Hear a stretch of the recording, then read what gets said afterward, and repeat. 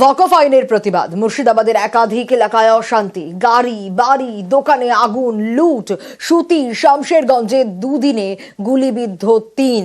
সুতিতে গুলিবিদ্ধ কিশোরের মৃত্যু। পরিস্থিতি নিয়ন্ত্রণে এলাকায় পুলিশ, বিএসএফ।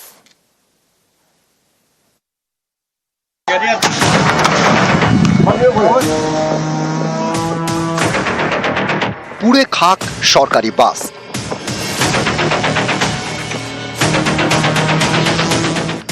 পুড়ে গিয়েছে অ্যাম্বুলেন্স। বিস্তীর্ণ এলাকায় ভাঙচুর হয়েছে। ইট বৃষ্টির প্রমাণও স্পষ্ট।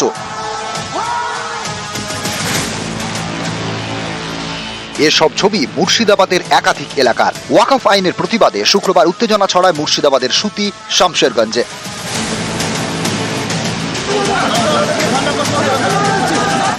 জাতীয় সড়কের মাঝে গাড়িতে আগুন, সরকারি বাসে আগুন,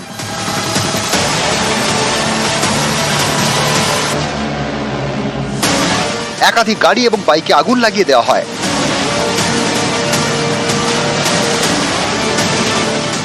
বাদ যায়নি অ্যাম্বুলেন্সও। এভাবেই শুক্রবার উত্তেজনা ছড়ায় সুতি শামশেরগঞ্জে। শনিবারও স্থানীয়দের মনে আতঙ্ক।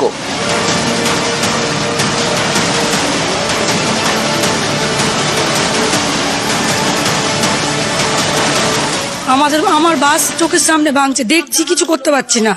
বেরোলে আমরা কি মেরে দিবে? বাচ্চাগুলো কাল থেকে কিছু খাবার খায়নি, সব কাঁদছে, বাড়িতে আতঙ্ক। বাসে স্টুডেন্ট ছিলই, বাসে পুরো ভাঙচুর করেছে। স্টুডেন্টকে আমরা নিজের বাড়িতে রেখেছি, স্কুল বাস ছিল এটা। জাতীয় সড়ক অবরোধ, তাণ্ডব। ধুলিয়ানে রেল অবরোধ করে বিক্ষোভকারীরা। ভাঙচুর চলে রেলের গেটম্যানের অফিসেও।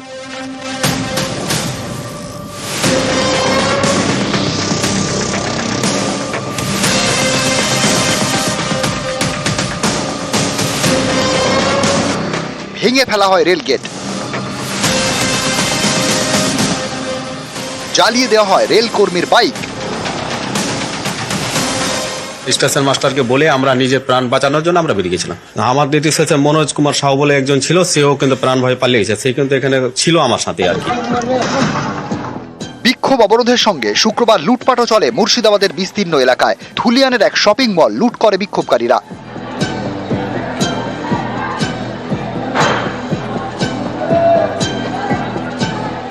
একের পর এক দোকানে আগুন লাগিয়ে দেওয়া হয়। অনেকেরই রুটি রুজির শেষ সম্বলটুকুও আর নেই। সুশাসন ছিল তখন, আমরা তো ছিলামই না, ঝামেলা থাকি না। আমরা দোকান লাগিয়ে বাড়ি গেছি, বাড়ি থেকে ব্যাস কিছু তো বাঁচাতে পারিনি। এখন ক্ষতি তো হয়ে গেছে আমাদের। এরকম কখনো হয়েছে না, আমাদের কোনোদিন হয়নি। ছোট থেকে আজ পর্যন্ত এত বড় হয়ে গেলাম, কোনোদিন আমাদের কিছু ঝামেলা এরকম হয়নি। সকালে এলাম, দেখতে কি দেখে আসি, হাল খারাপ শেষ। কিসের দোকান ছিল আপনার? চায়ের ঠান্ডা সব। এই দোকান থেকেই সমস্যা? সব এখান থেকে। বিক্ষোভ, আগুন, তাণ্ডব, টিয়ার গ্যাস, গুলি, সব মিলিয়ে সুতি শামশেরগঞ্জ সরগরম। পরিস্থিতি সামলাতে ময়দানে নামে বিএসএফ।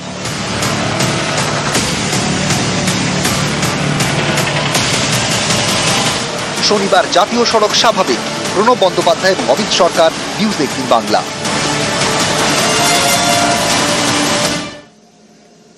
শান্তি বজায়ের আবেদন মুখ্যমন্ত্রীর। সংযত থাকার আবেদন মমতা বন্দ্যোপাধ্যায়ের। কেন্দ্রের আইনের জবাব চান কেন্দ্রের কাছে বার্তা মমতার। বিরোধীদেরকে আক্রমণ মমতা বন্দ্যোপাধ্যায়ের। দোষীদের বিরুদ্ধে কড়া ব্যবস্থার হুঁশিয়ারি। ধর্মের নামে অধার্মিক আচরণ করবেন না বলে বার্তা।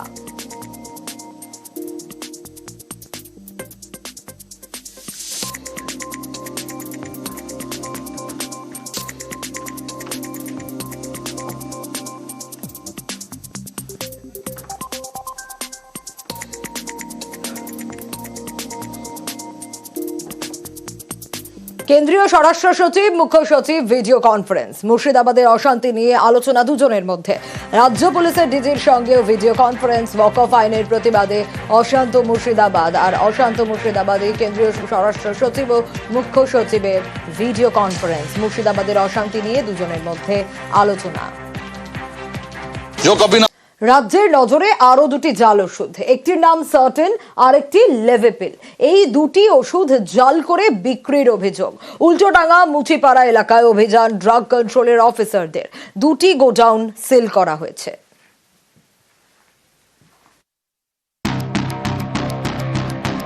কখনো হাওড়ার আমতা থেকে বিপুল জাল ওষুধ উদ্ধার, গ্রেপ্তার সংস্থার মালিক। কখনো আবার মেহতা বিল্ডিং বাগরি মার্কেটে অভিযান, সেখান থেকে নমুনা নিয়ে পরীক্ষা।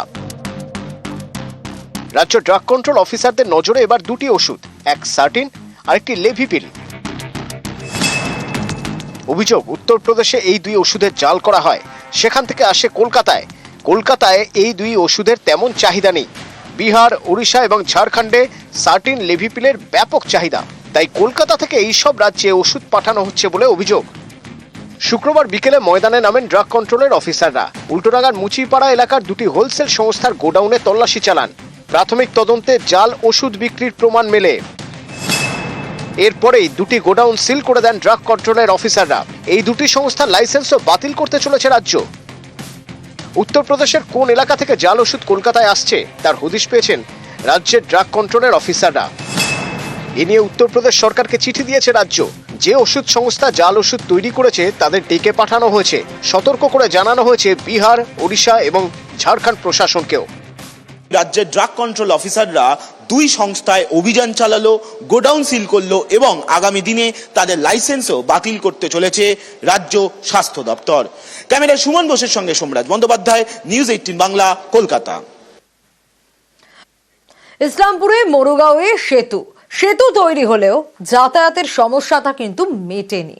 10 বছর আগে শিরিয়ানি নদীর উপর সেতু, কিন্তু সেতু তৈরি হয়েছে ঠিকই, কিন্তু হয়নি অ্যাপ্রোচ রোড। দেখাচ্ছি সেই ছবি আপনাদের। আর এতে সবচেয়ে বেশি সমস্যায় পড়তে হচ্ছে কাদের? সাধারণ মানুষকে, সেখানকার মানুষজনদের যারা এই সেতু ব্যবহার করেন। তাই আগে তাদের কথাই শোনাবো। সমস্যা এখানে ব্রিজতে উঠতে অসুবিধা আছে, লোকটা উঠতে পারতেছে না। মানে উঠতে পারছে না কেন, কি কারণটা কি? মাটি নাই, সাইডে মাটি দেয় নাই, রাস্তা হয় না নাকি? রাস্তা হয় নাই। বর্ষাকালে লোকটুক যাইতে পারে না, জল থাকে পুরা। ব্রিজটা টেবিলের মতন দাঁড়ায় আছে, বাইকটা উঠে লোকটুক পড়ে যায়, পড়ে হঠাৎ ভাঙে যায় লোকের। রাস্তাটা হওয়ার দরকার। রাস্তা হলে সমস্যার সমাধান। হ্যাঁ, সমাধান সবার। সেতুটা আজকে 10 বছর হয়েছে, ভালো সেতুটাই তৈরি করছে, আর আমাদের এই পর্যন্ত মাটি কাটা নাই। আর ওই সেতু তৈরি করার পর থেকে আমাদের এখানকার লোকের পরিস্থিতি না নিচ দিয়ে যেতে পারছে না উপর দিয়ে যেতে পারছে। আমরা হচ্ছে ব্রিজটা হলে আমাদের এলাকার লোক উন্নত হবে, মানে এই রাস্তাটা। হ্যাঁ। চঞ্চল রয়েছে আমার সঙ্গে, জানার চেষ্টা করি। চঞ্চল, 10 বছর আগে সেতু তৈরি হয়েছে, কিন্তু অ্যাপ্রোচ রোড এখনো পর্যন্ত কেন হলো না? এতে তো সমস্যায় পড়তে হচ্ছে এলাকাবাসীকে। প্রশাসন কি বলছে? দেখো সোনিয়া, এটাই কিন্তু একটা বড় প্রশ্ন রয়েছে যে 10 বছর আগে সেতু তৈরি হলো, অ্যাপ্রোচ রোড হলো না কেন? এটা নিয়ে কিন্তু বিভিন্ন মহলে প্রশ্ন উঠতে শুরু করেছে। তবে তোমাকে জানিয়ে রাখি যে ইসলামপুর ব্লকের মুরগাঁও এলাকায় যে শিরানি নদীর উপরে যে সেতু তৈরি হয়েছিল, প্রায় 10 বছর আগে সাংসদ তহবিল থেকে কিন্তু সেই সেতু তৈরি করা হয়েছিল। 10 বছর কেটে গেলেও কিন্তু সেই সেতুতে যে অ্যাপ্রোচ রোড, যে যাতায়াতের রাস্তা, সেই রাস্তা কিন্তু তৈরি হয়নি। এই নিয়ে কিন্তু ভোগান্তির শিকার হচ্ছেন ইসলামপুর ব্লকের 3টি গ্রাম পঞ্চায়েত এলাকার মানুষ। কারণ ওখানকার বাসিন্দাদের একমাত্র ভরসা ছিল ওই শিরানি নদী। এই শিরানি নদীর উপর দিয়ে কিন্তু সেতু তৈরি হওয়ার পরে যাতায়াতের একটা সমস্যার সমাধান হবে, এটা আশা বুক পেতেছিল কিন্তু গ্রামবাসীরা। তবে কিন্তু সেতুর অ্যাপ্রোচ রোড না হওয়াতে চরম সমস্যার ভোগান্তি হচ্ছে এবং স্থানীয় বাসিন্দারা জানিয়েছেন যে কি কারণে হচ্ছে না সেটা কিন্তু তারা জানেন না, এবং বারবার এই স্থানীয় পঞ্চায়েত এবং এই ব্লক প্রশাসনকে জানিয়েও কোনো কাজ হয়নি, এমনটা কিন্তু অভিযোগ তুলছেন। সাধারণ মানুষের কথাও শুনলাম আমরা, আর তারই পাশাপাশি বিডিও কি বলছেন দেখি। অ্যাপ্রোচ রোড ওখানে যেটা সমস্যা আছে যে মাটির রাস্তা হয়ে আছে, তো সেক্ষেত্রে আমরা একটা এস্টিমেট করে জেলা পরিষদে পাঠাচ্ছি অ্যাপ্রোচ রোডের প্রপোজাল দিয়ে। পঞ্চায়েতের সাথে কথা হয়েছে, ওনারা আমাকে ডিটেইলে জানাবেন, তারপরে দেখবো। সমস্যার সমাধানের চেষ্টা করছি। হ্যাঁ, মানে জানাচ্ছি আমরা হায়ার অথরিটিকে, কারণ অ্যাপ্রোচের মানে যে লেন্থ আছে ওটা যথেষ্টই বড় আছে, দুদিকে অ্যাপ্রোচ হবে। তো সেটা গ্রাম পঞ্চায়েত বা পঞ্চায়েত সমিতির পক্ষ থেকে হবে না, আর যেহেতু ব্রিজের অ্যাপ্রোচ ওটা জেলা পরিষদেই জানাতে হবে।